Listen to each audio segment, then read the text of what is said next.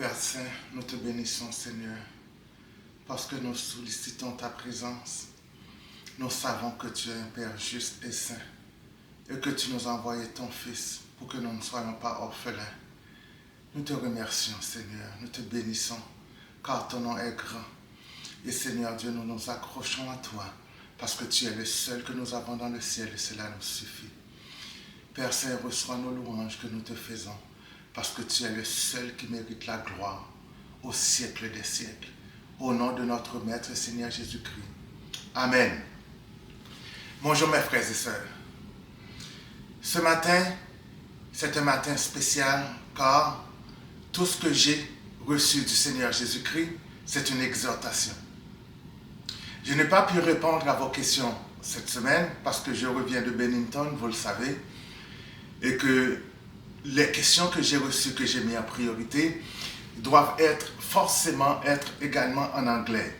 Alors, la raison pour laquelle que ce matin, je n'ai pas répondu à vos questions, ce n'est pas que je vous ne ai pas entendu, mais c'est parce que je dois attendre mon interprète, notre frère Steven.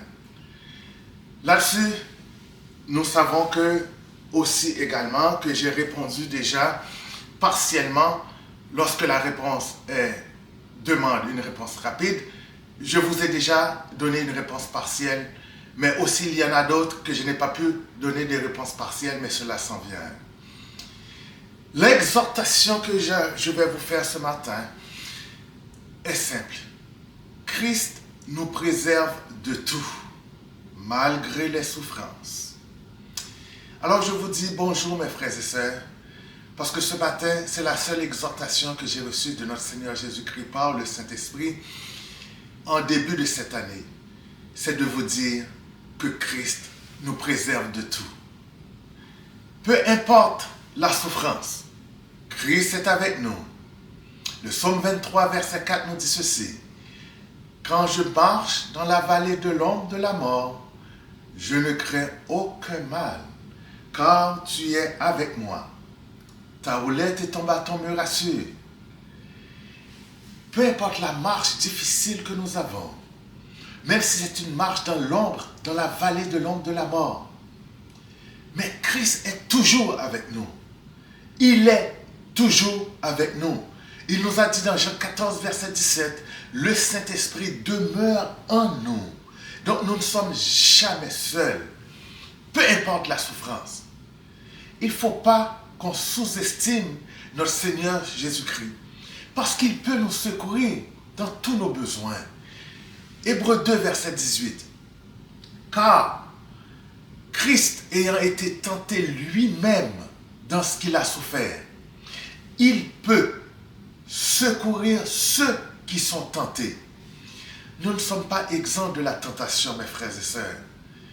Mais notre Seigneur Jésus-Christ, il a été tenté en tout. Il a souffert pour cela. Il ne faut pas qu'on sous-estime cette puissance que Jésus-Christ est en train de nous secourir tout le temps avec sa puissance et sa bonté et sa présence.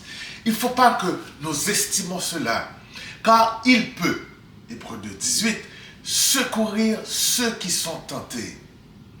La seule chose, mes frères et sœurs, nous devons marcher dans l'intégrité. Voilà une chose qui est primordiale dans la parole de Dieu. Le psaume 101, verset 2 nous dit « Je prendrai garde à la voie droite. Quand viendras-tu à moi ?» Voilà une question qu'on pose à notre Seigneur Jésus-Christ. Je garde la voie droite, mais toi, Seigneur, quand viendras-tu à moi?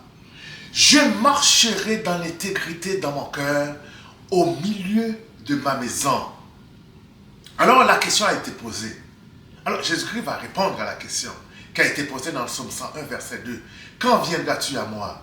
Il dit ceci, notre Seigneur Jésus-Christ. Jean 14, verset 18. Je ne vous laisserai pas orphelins. Je viendrai à vous. Gloire à toi, Seigneur Jésus-Christ. Ce n'est pas un homme qui vient à nous.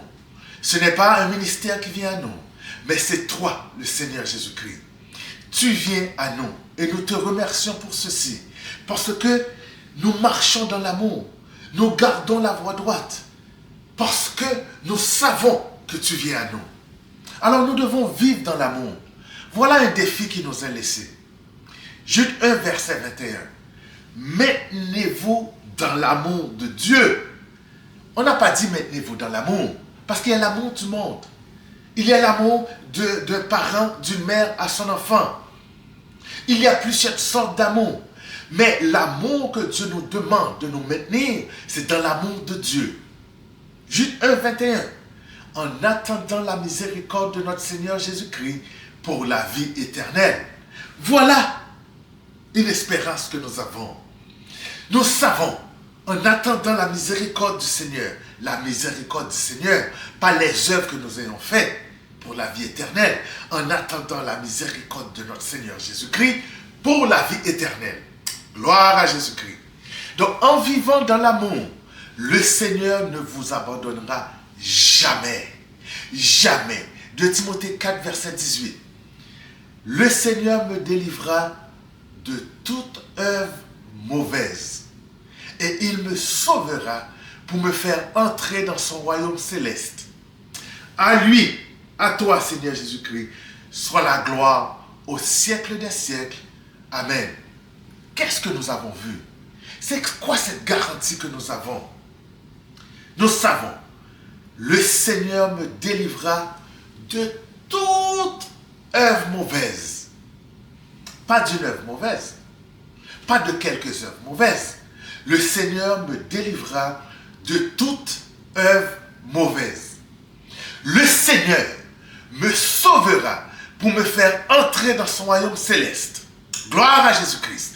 Le Seigneur me sauvera pour me faire entrer dans son royaume céleste.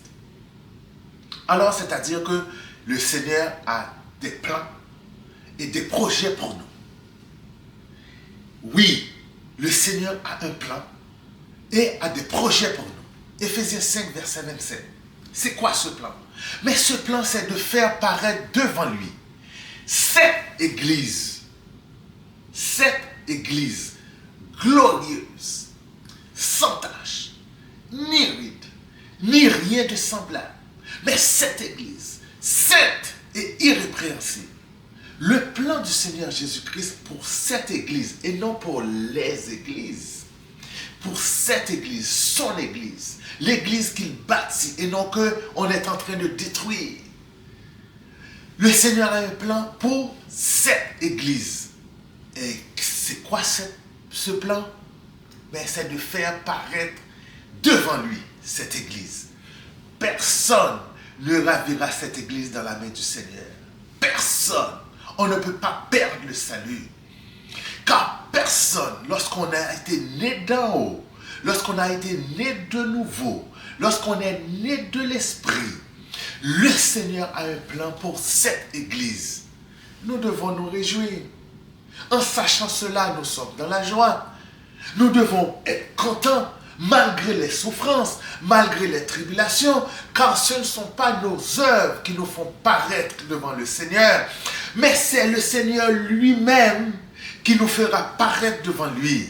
C'est Christ qui nous sanctifie, c'est Christ qui nous purifie. 1 Pierre 4, verset 13.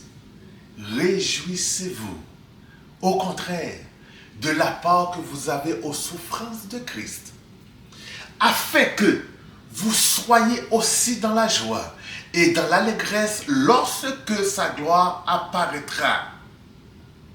Comment faire? Mais nous devons éviter de tendre des pièges.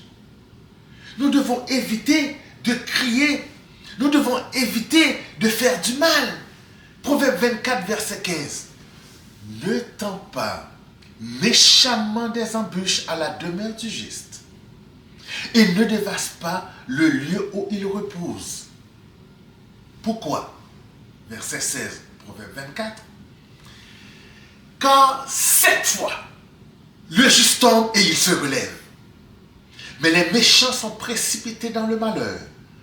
Ne te réjouis pas de la chute de ton ennemi.